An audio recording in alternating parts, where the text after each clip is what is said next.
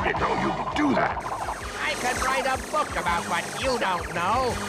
Now, it's time to look back at Season 2 and do some more reviews on episodes that didn't get covered in last year's He-Man reviews. And I think I have to start with an episode review that's been delayed by over a year. If you watched the introduction video to my Season 2 reviews, you may remember me saying this. There's also an episode explaining the origins of Mekaneck, a new character introduced in this season, as well as Modulok, a new villain you will hear about a bit later.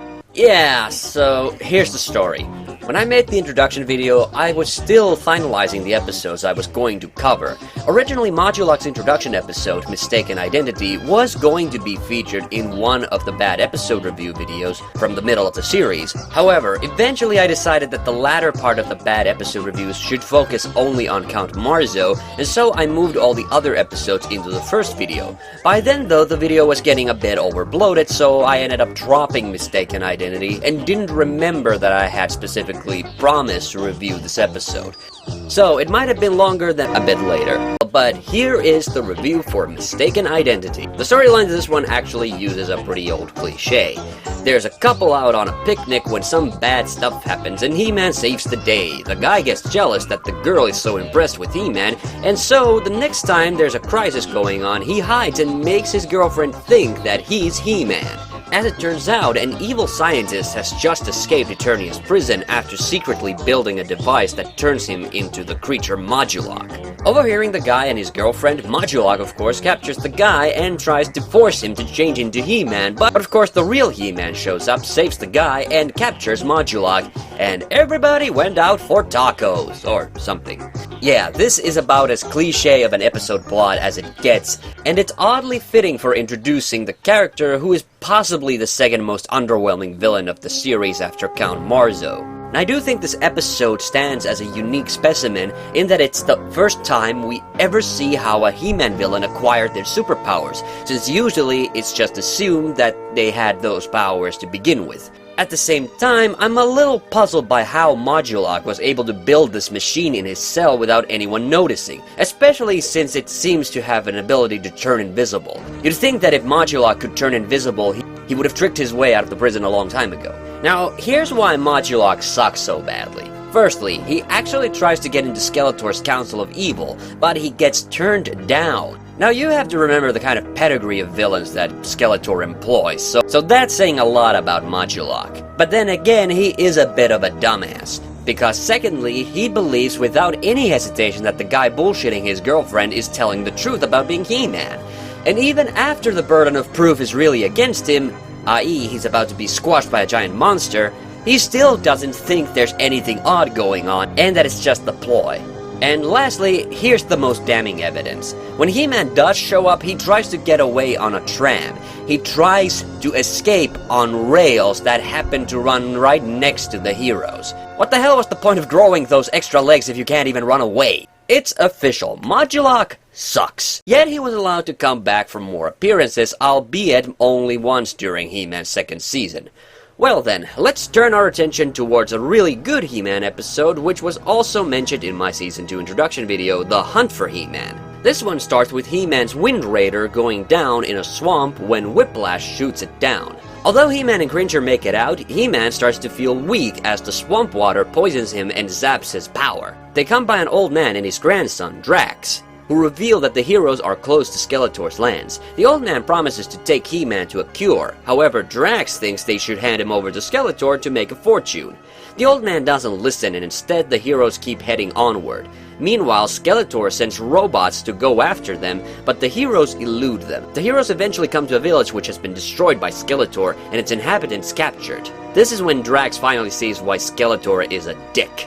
As the heroes make it for the tree that can cure He-Man, they manage to capture one of the robots that was chasing them.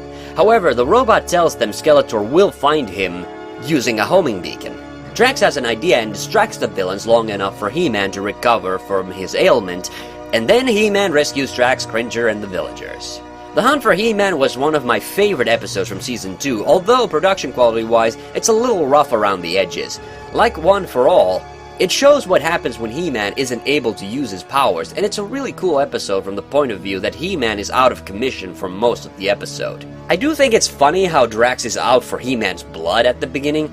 Some of the writing gets a little preachy towards the end, but it's also refreshing to see He-Man run into a character who isn't 100% altruistic from the get-go. Skeletor is a lot more sassy than usual in this episode, and some of it works well, while other times it gets a bit silly. Trapjaw and Whiplash don't really get to do much. Even their robot rides abandon them right at the start. We do get this uncomfortable moment with them, which admittedly makes me laugh, but it's still going a bit far for the series. Well, what do we do now? We could dance. Either there's something about Trapjaw and Whiplash I didn't know about, or Filmation just let John Orwin get away with some borderline risque ad-libbing. Overall, I think Hunt for He-Man is a good, lesser-known episode, and definitely worth a watch. And let's end this review video with Monster on the Mountain. This episode begins when a lady sees a hulking creature while visiting a well. The town is panicking because they think the monster, which they call the Tingler, is on the loose. And no, I didn't make that up, they actually call it the Tingler. So Adam and company are sent to see if the creature is real, since apparently this town has a bad reputation of being a little simple-minded and susceptible to rumors. Wonder if that's gonna come back to haunt us in the form of a moral segment. While Orko is looking for the monster, Cringer hurts his leg and gets carried off by the Tingler. The Tingler patches Cringer's leg up and reveals that he's just a hermit who lives in the mountains because everyone is afraid of him because he's so big. The Tingler then decides to go tell He-Man and Teela where Orko and Cringer are, but just then villagers head out to the mountains, run after the Tingler, and get trapped on a ledge when the bridge collapses.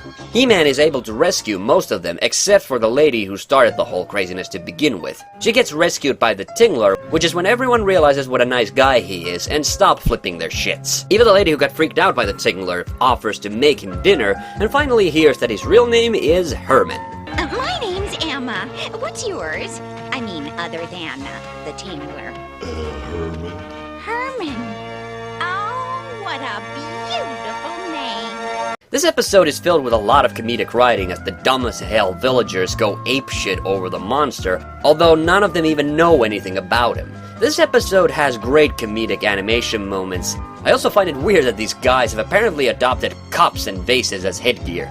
But in all honesty, this episode has really goofy animation design, and I think it helps the story. Plus, it's one of those He-Man episodes where there isn't a villain, and I think it works really well considering that. There isn't a lot of high action, and there are even a few slightly awkward animation and dialogue moments. However, the episode never gets boring, which I always find impressive in He-Man episodes which aren't the flashiest. A fun episode with a good message, that's definitely one worth watching. And that's all from me for now. Next time we'll wrap up this year's He-Man reviews with a top 10 of my favorite supporting characters. Until then, I have the power, so can you.